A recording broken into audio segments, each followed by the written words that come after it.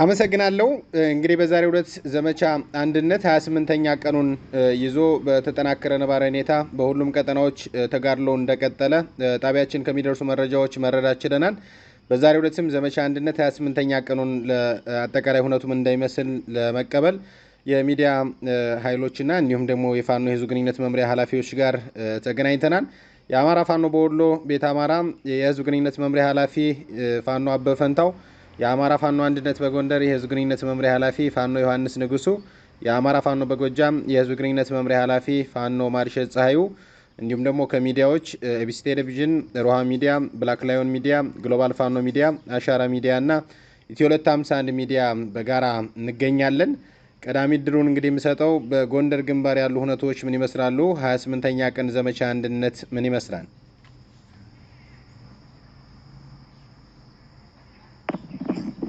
አመሰግናለሁ ሙልጌታ።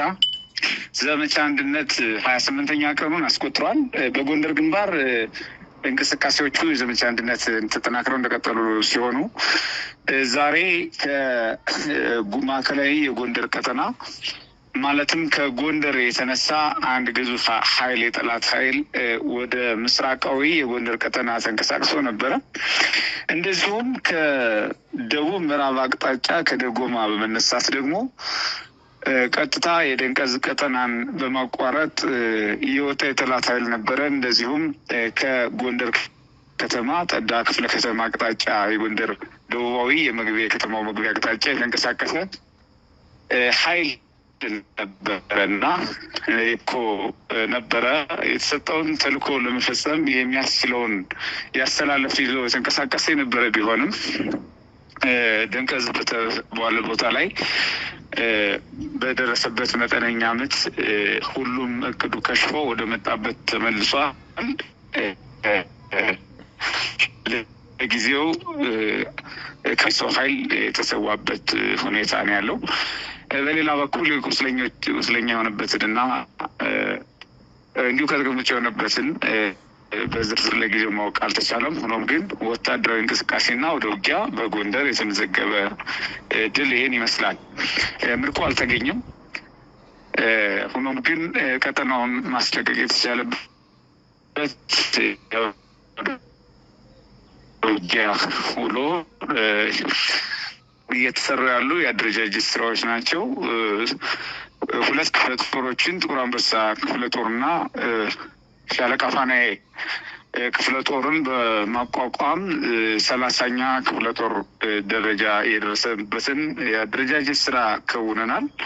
እነዚህ ክፍለ ጦሮች በጥቅሉ 8 ብርጌዶች ያሏቸው ሲሆን በሺህ የሚቆጠር የጦር መሳሪያና አባላትን በመያዝ ነው የአማራ ፋኖ አንድነት በጎንደር ስር ሊደራጁ የቻሉት።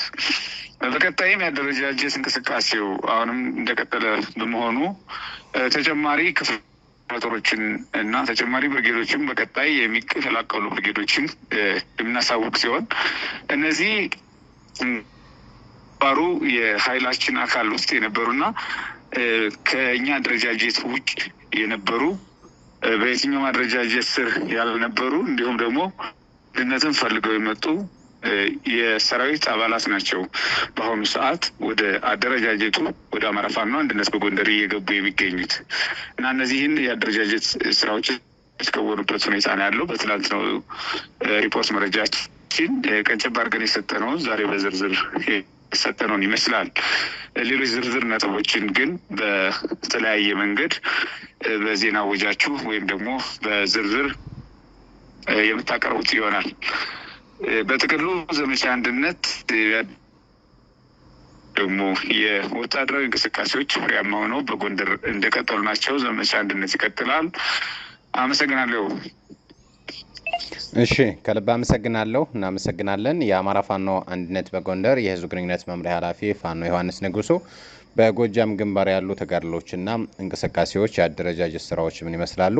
የአማራ ፋኖ በጎጃም የህዝብ ግንኙነት መምሪያ ኃላፊ ፋኖ ማርሸት ፀሐዩ፣ ወደ አንተ አለፍ። አመሰግናለሁ ሙሉጌታ። ዘመቻ አንድነት 28ኛ ቀን ዛሬም በአማራ ፋኖ በጎጃም ተጧጥፎ ቀጥሏል። በወደ ውጊያ በህዝብ ውይይትና በሪፎርም እንደውም በጥልቀት አድሶ ነው የዛሬው ውሎ የተጠናቀቀው።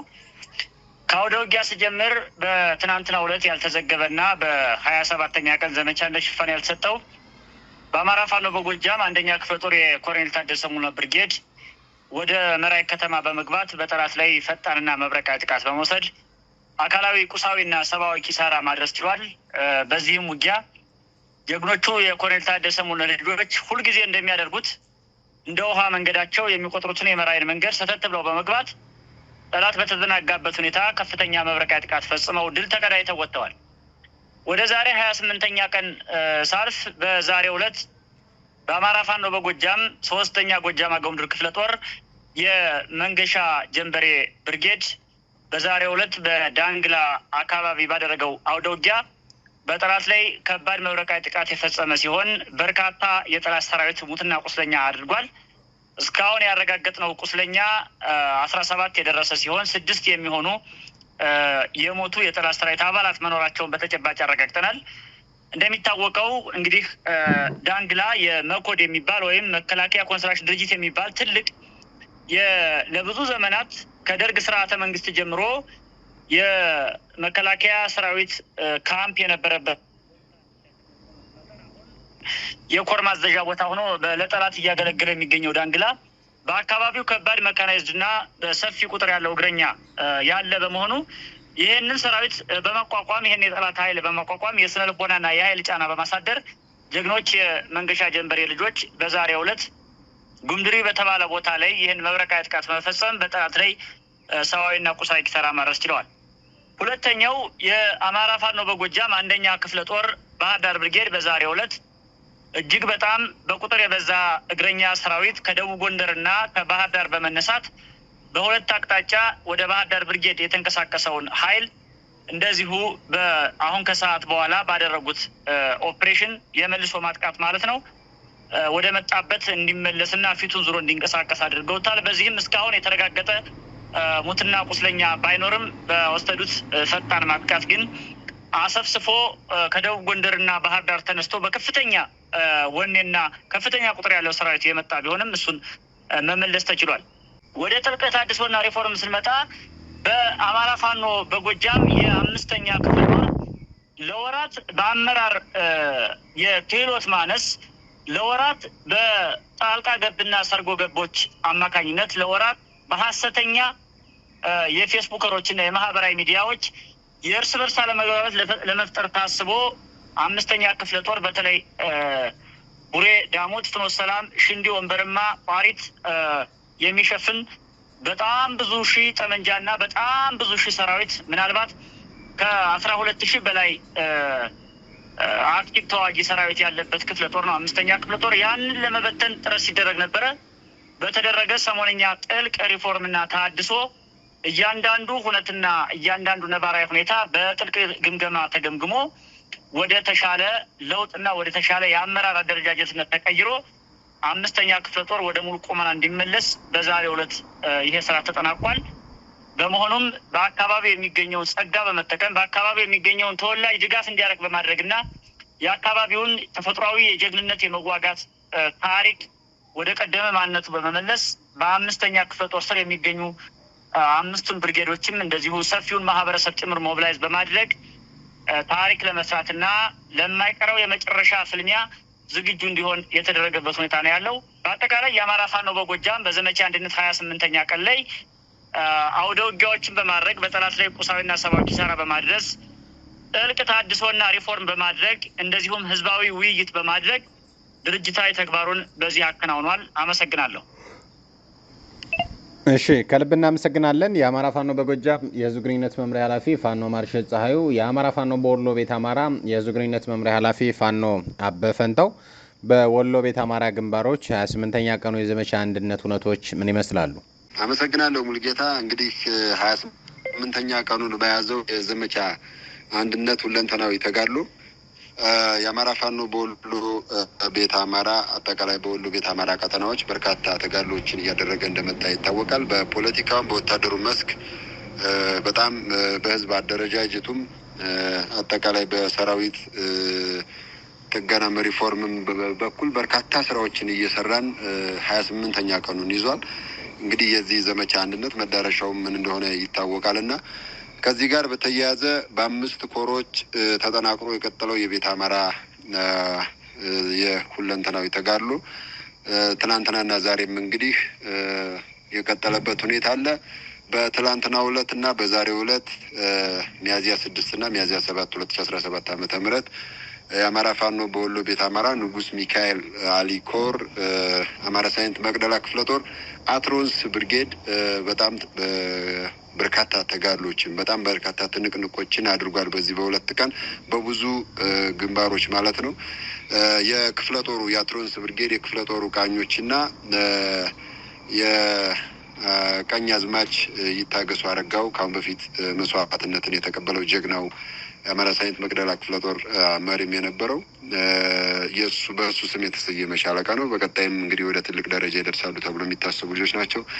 እነሱ ከመብረቅ ሻለቃና የክፍለ ጦር ቃኞች ጋር በመሆን ጉዲት ተራራ የሚባል ወጀድ መገንጠያ ወይም ዲማ ጊዮርጊስ በጣም በርካታ ጊዜ ደፈጣ እያደረጉ ጠላትን ቅስሙን የሰበሩበት ቦታ ነው። መሀል ሳይንት ወረዳ ዴንሳ ከተማም ጎጃም በር የሚባለው የከተማው አካባቢ ላይ እዛ ድረስ ዘልቆ በመግባት በርካታ ጠላትን ሙትና ቁስለኛ በማድረግ ሰብአዊና ቁሳዊ ኪሳራ አድርሰውበታል።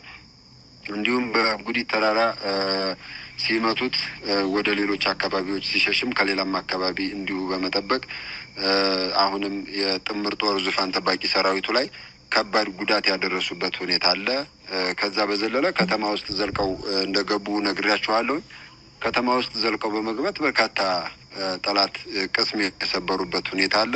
በዚህም ጦር መሳሪያም ተተኳሽም የማረኩበትኝ ሁኔታ አለ። ከዛ በዘለለ የጀግኖቹን ክንድ መቋቋም ሲያቅተው እንግዲህ ወደ ንጹሃኖች ነው አገዛዙ ክንዱን እያሳረፈ ያለው።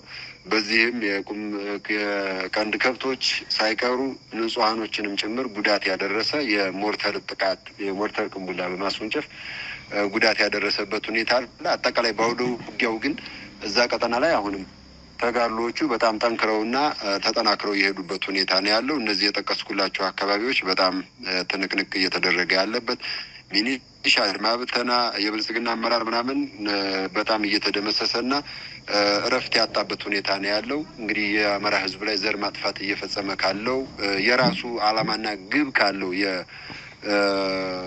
የኦህዴድ ብልጽግና መንግስትና ሰራዊት ጋር በመሆን በሆዳቸው ተገዝተው የአማራ ሕዝብ ላይ ዘር ማጥፋት እየተፈጸሙ ያሉ ኃይሎች ቀዳሚ የጥቃት ኢላማ እንደሆኑ ይታወቃሉ። እነሱን ኢላማ ያደረገ ጥቃት ተጠናክሮ ቀጥሏል። ከዚህ ጋር በተያያዘ ባለፈው በዘመቻ 23ኛ ቀን ላይ ከምክክር ኮሚሽኑ ጋር ባነሳንበት ሂደት ካነሳነው አንዱ ሀሳብ በየቀጠናው ጦር እያዘመቱ ጦር እየመሩ ያሉ የሚኒሻ የአድማ ብተናና የብልጽግና አመራሮች ጭምር የሚያዘምቱትን ጦር አስቀምጠው ባህር ዳር በመሄድ የምክክር ኮሚሽን የሰላም ኮሚሽን በሚል ሲደሰኩሩ እንደነበረና የፎቶ ማስረጃም እንዳለን ያሳየንበት ሁኔታ አለ። የሆነ ሆኖ እኛ ምንም ፈልገን አይደለም፣ ግን አገዛዙ ራሱን በምንም አጋጣሚ ፈልጎ ለማግኘትና ከገባበት አዘቅት የሽንፈት ጎዳና ለመውጣት የማይፈነቅለው ድንጋይ የለም ስንል ነበርና ከዛ ጋር ተያይዞ በዚሁ አማራ ሳይንት መቅደላ ክፍለ ጦር በቀጠናው በሚንቀሳቀስባቸው በሚያስተዳድራቸው አካባቢዎች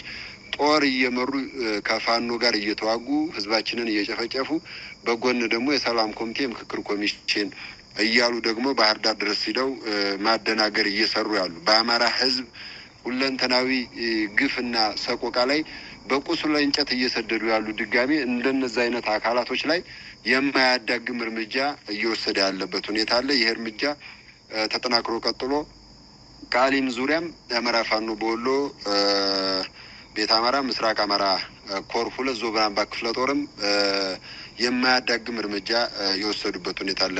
ሻለቃ 6 የሚባሉት ማለት ነው። ይሄ ቅጣት አሁንም በሁሉም የቤት አማራ ቀጠናዎች ተጠናክሮ ይቀጥላል። በጎን ጦር እያዘመቱ በጎን ደግሞ ሰላም ያለ ለማስመሰል በጎን ድሮን እያዘነበ በጎን ደግሞ ስለ ሰላም እየጠየቀ ህዝባችንን እያደናገረ በህዝባችን ቁስል ላይ እንጨት እየሰደደ ያለ በዓለም አቀፍ ደረጃም የህዝባችንን ጭፍጨፋ ለሆዱ ሲል እያሳነሰና ውሸት ነው እያለ ያለን ኃይል በትዕግስት እያየነው ከዛሬ ነገ ይመራን እያልን ነበር። እንደ አማራ ፋኖ በወሎ ቤት አማራ ግን በጣም የማያዳግም እርምጃ እየወሰድን ቅጣት እየቀጣን ያለንበት ሁኔታ አለ። ይህም እንዲታወቅ እንፈልጋለን። ከአደረጃጀትና አጠቃላይ ከሰራዊትም ከህዝብ አደረጃጀትም ጋር በተያያዘ የአማራ ፋኖ በወሎ ቤት አማራ አደረጃጀት ዘርፍ ኃላፊ አርበኛ በበቀዮና ምክትሉ አርበኛ አሰፋ መሰለ ወይም አሳምነው እንዲሁ በህዝብ አደረጃጀት ደግሞ የአማራ ፋኖ በወሎ ቤት አማራ የህዝብ አደረጃጀት መምሪያ ኃላፊ አርበኛ እስራኤል እሸቴና ምክትሉ መምህር ፍቅሩ ፈንታው በጋራ በመሆን በጣም የተቀናጀ ሰራዊቱንም ህዝቡንም ለሰራዊቱ ሪፎርም የመስራት የማጠናከር አዳዲስ ነገሮች በእኛም ከነ ኮሎኔል ፈንታውን ጋር የነበሩ በርካታ ሰራዊቶች የመጡ አሉ። እነሱን ተሀድሶ የመስጠት ያለውን ሚስጥር ለእነሱም ገልጦ የማሳወቅና ከእነሱም አልፎ ሌላውም እንዲመጣ የማድረግ ስራ ሰርተናል። ይህንን እውነት ያወቁ የሰራዊቱ አመራርና አባላቶች አሁንም እዛ የነ ፈንታው ሙሀቤና የነ ጌታ አስራደ አጃቢ ሆነው የተቀመጡ አባት አርበኛም እግረኛም ጭምር እውነታውን እያወቁ እየመጡ ተሀድሶ እየወሰዱ ወደ ነባር አደረጃጀቶችና አዲስ አደረጃጀቶችም ጭምር በመፍጠር ልክ አርበኛ ማርሸትና አርበኛ ዮሐንስ እንዳነሱት በእኛም በወሎ ቤት አማራ በኩልም በሸዋን በኩል ያው በኢንተርኔት ምክንያት ባይገባም ዶክተር አብደላ ተመሳሳይ ስራ እየተሰራ ነው። ተናበን ነው እየሰራን ያለ ነው።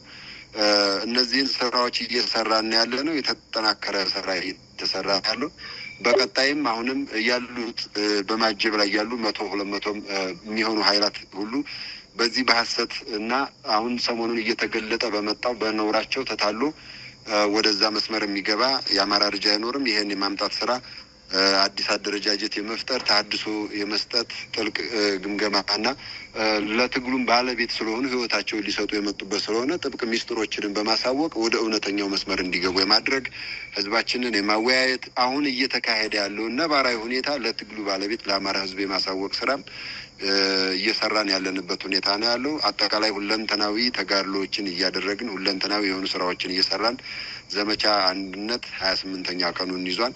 በወሎ ቤት አማራ ቀጠና ያለው ተጋድሎ ይህንን ይመስላል። አመሰግናለሁ። እሺ፣ ከልብ እናመሰግናለን። የአማራ ፋኖ በወሎ ቤት አማራ የህዝብ ግንኙነት መምሪያ ኃላፊ ፋኖ አበበ ፈንታው፣ ከጋዜጠኞች በኩል የሚነሳ ጥያቄ ካለ እድል ስጥ። እሺ፣ ከልብ እናመሰግናለን። ከሚዲያዎች በኩልም በዛሬው ዕለት በ28ኛ ቀኑ በዘመቻ አንድነት የሚነሳ ጥያቄ አልሰማውም። ፋኖ ዮሐንስ ንጉሱ የአማራ ፋኖ አንድነት በጎንደር የህዝብ ግንኙነት መምሪያ ኃላፊ የምትናገረው ካለ እድሉን ስጥ። መልካም፣ አመሰግናለሁ እድሉ ስለተሰጠኝ። ቀደም ሲል በጎንደር የተገኘ ወታደራዊ እንቅስቃሴ ድልን በተመለከተ የድሉን ያስመዘገቡ ክፍለ ጦርን በተመለከተ እንዲሁም ደግሞ በበታች ያሉ አደረጃጀቶችን አልጠቀስኩም ነበር እና ድሉ የተመዘገበው በደንቀዝ የተደረገው ዛሬ ረፋድ የነበረውን አውደ ውጊያ ያደረገው የጎንደር የበጋሻው የአማራ ፋኖ አንድነት በጎንደር የጎንደር የበጋሻው ክፍለ ጦር የጎንደር ብርጌድ የመክት ሻለቃ ነች እና በዚህ መንገድ መረጃው እንዲያዝ ነው። በሌላ በኩል የተመሰረቱ ክፍለ ጦሮችን የሚመሯቸው አመራሮች እና የአመራር ስታፍ አባላት ቀደም ሲል ከሁለቱ ክፍለ ጦሮች የተውጣጣ አመራር ስላለ ይሄን ማናገር ቢቻል እንድታናግሩ ሚዲያ ላይ ዝግጁ ነው እንዲጠብቁ ስላደረግን በዚህ መንገድ ክፍት ስለሆነ ምናልባት ጊዜ ካላችሁ ይቻላል፣ ካልሆነም በነገ ፕሮግራም ማስኬድ ይቻላል። አመሰግናለሁ። እሺ፣ ከልብ እናመሰግናለን። የአማራ ፋኖ አንድነት በጎንደር የህዝብ ግንኙነት መምሪያ ኃላፊ ፋኖ ዮሐንስ ንጉሱ እንግዲህ በዛሬው ዕለት አጠቃላይ ዘመቻ አንድነት 28ኛ ቀኑን ውሎ ምን ይመስል ነበር የሚለውን አጠቃላይ መረጃዎችን ወስደናል። በነገው ዕለት ሌሎች ተጨማሪ መረጃዎችን ጨምሮና የአዲስ የተዋቀሩትን የሁለት ክፍለ ጦሮችን አጠቃላይ ዝርዝር መረጃዎች የምንቀበል ይሆናል።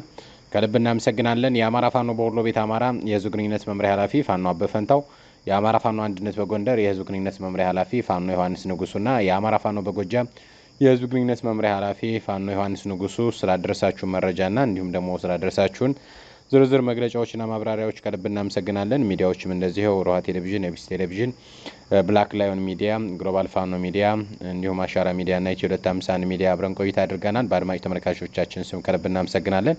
አክባሪ ይስጥልን።